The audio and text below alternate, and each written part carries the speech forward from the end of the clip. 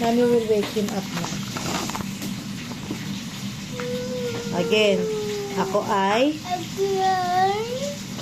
Ako'y batang Pilipino. May wika. Ako totoo.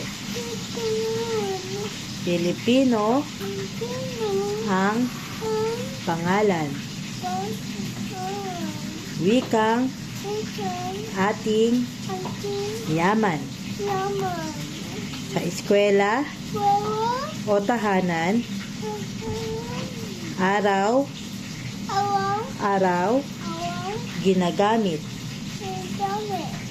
Salitang puno ng ganda.